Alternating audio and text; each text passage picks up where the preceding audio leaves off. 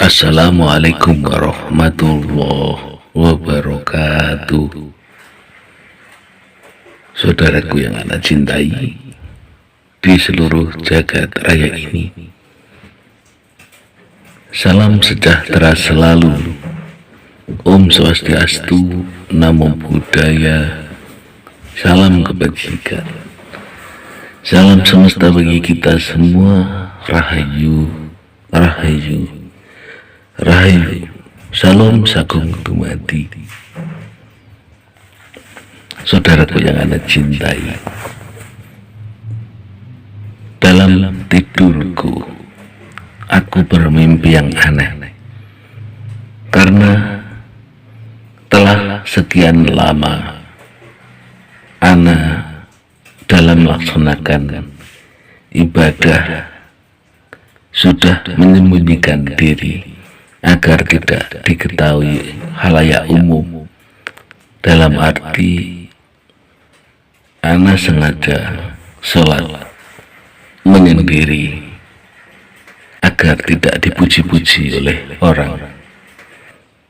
Dahulu memang Ana sering berjamaah, namun pada akhirnya sengaja Ana menutupin agar tidak dibilang orang alim. Namun dalam tidur Ana kali ini benar-benar aneh, saudaraku. Ana bermimpi seperti Ana berada di suatu tempat yang tidak Ana kenali. Lalu Ana melihat sebuah masjid. Dalam masjid itu tadinya lampunya padam, saudara. Lalu Ana berwudu, Ana duduk di situ. Lalu yang penjaga masjid di situ mengatakan begini, "Pak, itu imamnya lagi tidak hadir." Lah terus kan itu banyak orang, saya bilang gitu. Bisa tuh kalau yang lain menjadi imam, kata gitu. Lalu orang-orang yang di situ mengatakan, "Wah, kami tidak berani," katanya. "Saya kan pendatang, masa saya harus jadi imam? Ana nggak enak sama yang orang di sini." Ana bilang begitu, guys. Begitu Ana bilang begitu, tahu-tahu lampu yang tadinya padam langsung menyala, saudaraku. Begitu lampu menyala, itu yang orang-orang di depan Ana itu bilang begini, "Bapak aja yang jadi imam," katanya. Padahal seperti tadi, guys, sebenarnya Ana sudah lama menyembunyikan tentang hal itu biar tidak dipuji oleh orang lain. Dalam mimpi Ana itu tiba-tiba dipasangkan mikrofon kecil di kerah baju Ana itu yang untuk pengeras suara. Mau tidak mau, guys, Ana langsung maju, ya sudah jadi imam. Begitu selesai melaksanakan sholat, itu yang penjaga masjid bertanya, "Dulu Bapak dari pesantren mana?" Ana bilang, "Ana enggak dari mana-mana, Pak."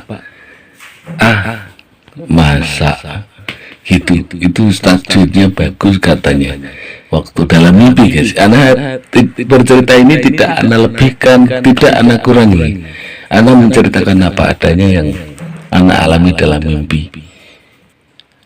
Akhirnya Ana terpaksa bercerita, "Oh, waktu masih di sanawiyah dulu, Ana mondoknya di Abu Dharin sama pondok pesantren Ar-Rasyid, posisinya di Jawa Timur, Pak." "Oh," katanya. Begitu kata yang itu penjaga masjid itu, guys. Lalu setelah, kalau di luar Jawa sih juga Ana belajarnya di keturunan Kiai Mojo, guys, yang masih ada silsilah dengan Kiai Mojo yang guru Pangeran Diponegoro yang diasingkan di Sulawesi Utara. Lalu kalau di Jawa Barat, anak mengajinya di Pondok Pesantren Al Ihsan, cabang Yaman Hadrol Maut, Timur Tengah. Seperti itu guys. Itu anak jawabnya, anak sampaikan kepada bapak yang bertanya di dalam masjid itu, dalam mimpi tak guys. Setelah itu anak pamit, anak melanjutkan perjalanan. Namun anak tidak tahu daerah mana itu. Lalu anak terbangun. Setelah terbangun, anak merenung guys. Apakah itu suatu kode perintah Allah, yang mana tadinya anak selalu bunyi-bunyikan bahwa ibadah anak, kebaikan anak memang sudah lama anak sembunyikan. Anak banyak melaksanakan ibadah di rumah supaya itu tadi, supaya tidak dibilang orang alim, atau intinya tidak dipuji oleh manusia guys. Orang lain mungkin sengaja biar nambah ibadahnya, namun anak sengaja menyembunyikannya. Alasannya hanya anak sendiri dan Allah Subhanahu wa Ta'ala yang tahu. Kok tiba-tiba anak mimpi seperti itu? Apakah itu suatu kode dari Allah bahwa anak harus mulai berjamaah lagi? Anak juga tidak tahu. Wallahu a'lam bishawab. Mungkin semesta bisa memberikan jawabannya dari mimpi anak yang baru anak alami. Semoga ada manfaatnya buat diri anak pribadi, khususnya buat saudaraku semua di seluruh jagat raya ini. Rahayu semuanya, salam sejahtera selalu. Om Swastiastu, Namo Buddhaya, salam kebajikan, salam semesta bagi kita semua. Rahayu, rahayu, rahayu, salam sakum dumadi. Assalamualaikum warahmatullahi wabarakatuh.